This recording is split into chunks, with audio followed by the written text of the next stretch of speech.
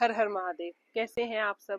अगर जो आपका जन्म किसी भी महीने की 4, 13, 22 या 31 तारीख को हुआ है या फिर आपका भाग्यांक 4 है तो ये वीडियो आपके लिए है। आप सब गवर्न होते हैं मेलिफिक प्लेनेट राहु से। राहु एक शेडो प्लेनेट है। इसको नेगेटिव सन भी बोला गया है। मैंने पीछे एक वीडियो में राहु और केतु की स्टोरी सुनाई थी, तो उससे आपको पता चल गया होगा जो राहु है उसके पास सिर्फ सर होता है, उसके पास धड़ नहीं होता। तो इसकी वजह से जो भी लोग राहु से गवर्न होते हैं बहुत इंटेलिजेंट होते हैं, बहुत शार्प माइंडेड होते हैं। उनकी स्ट्रेटजी बनाने की स्किल कमाल की होती है, प्लानर बहुत ही अच्छे होते हैं।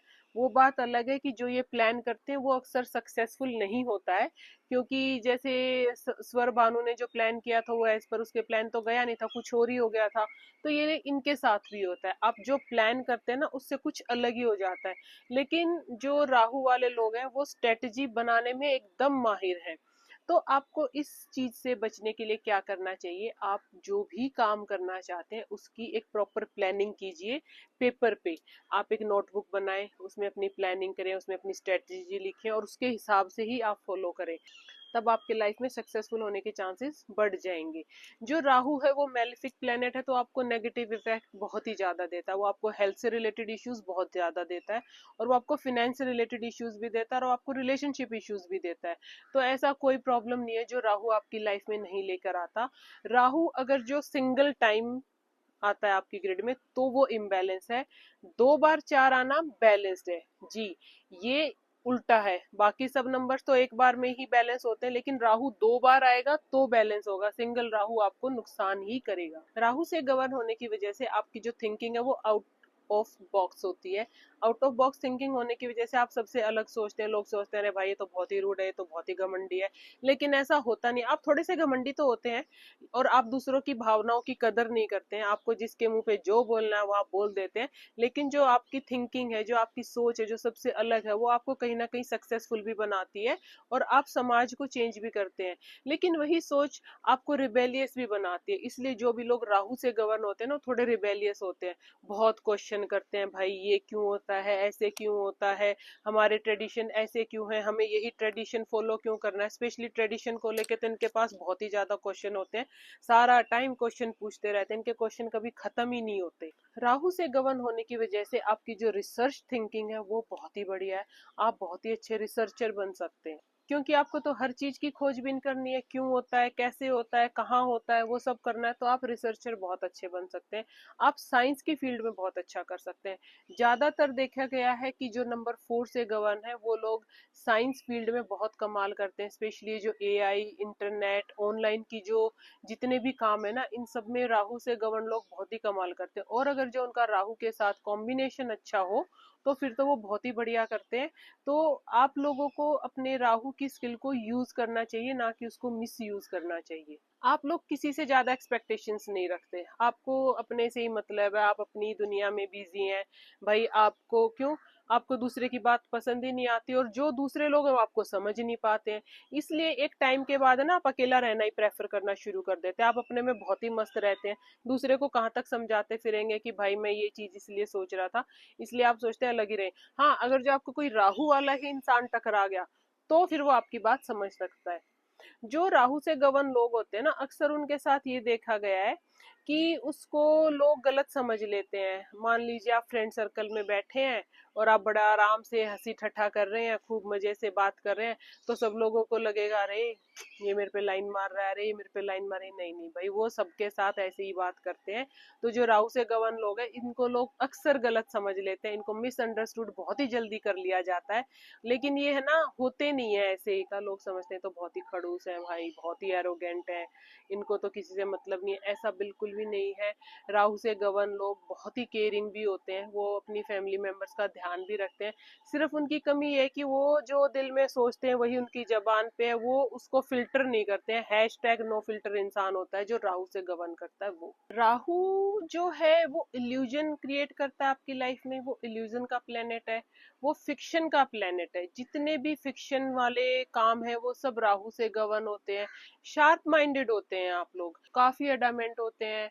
आप है ना मनी माइंडेड होते हैं, कैलकुलेटिव होते हैं। इवन जो आप रिलेशनशिप भी बनाते हैं ना, उनको भी बड़ा कैलकुलेट करके बनाते हैं। अच्छा, इससे ऐसे कर लूंगा तो ऐसे हो जाएगा, ये भी आप लोग करते हैं क्योंकि आप मनी माइंडेड है। पैसा तो आपको चाहिए। राहु वो प्लेनेट है, अगर जो वो आपकी न्यूमरोलॉजी ग्रिड में स्ट्रांग है तो वो आपको रंक से राजा भी बना सकता है।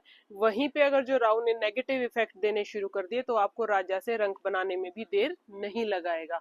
तो इसलिए हमेशा आपको अपने राहु को बैलेंस करके चलना चाहिए। राहु के बैलेंस करने के हम अभी बाद में रेमेडीज करेंगे, तो वो भी बहुत ही आसान तरीका है। राहु की जितनी भी क्वालिटीज है, अब देखिए हमने क्या क्या क्वालिटीज कर ली। इल्यूजनिस्ट है, fiction, researcher, intelligent, planner, strategist, बहुत सारी क्वालिटीज गिन ली। तो इन सब के बेस पे आप साइंटिस्ट बहुत अच्छे बन सकते हैं। आप सॉफ्टवेयर इंजीनियरिंग में जा सकते हैं, आप एआई में जा सकते हैं। आप ऑनलाइन काम होता है ना किसी भी चीज का, ऑनलाइन क्या है, चाहे आप सॉफ्टवेयर डेवलप कर रहे हैं, वेब डिजाइनिंग कर रहे हैं, कोई भी डिजाइनिंग का काम ऑनलाइन कर रहे हैं, उसमें आप कमाल कर सकते हैं।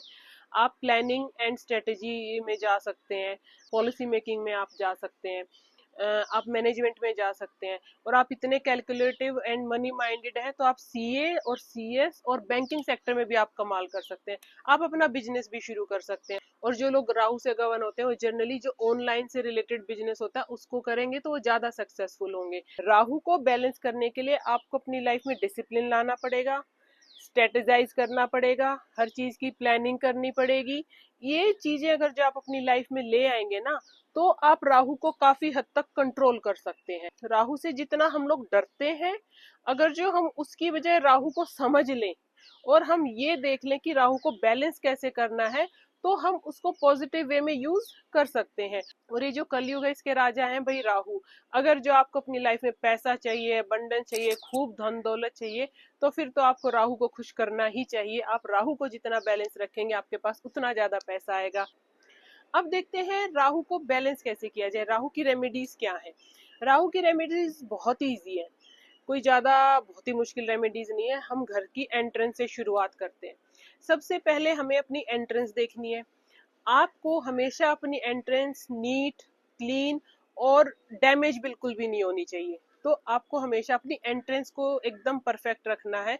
वहां से ही आपकी राहु की नेगेटिविटी स्टार्ट हो जाती है। अगर जो आपकी एंट्रेंस गंदी है, आपका जो एंट्रेंस गेट है वो डैमेज्ड है, तो आपके घर में राहु की नेगेटिविटी आएगी ही आएगी। तो सबसे पहले अपना वो ठीक कीजिए। उसके बाद आपको साउथ में और एंट्रेंस पे शू रैक नहीं रखना है, वो भी राहु को नेगेटिव करता है। उसके बाद है बाथरूम और वॉशरूम आते हैं।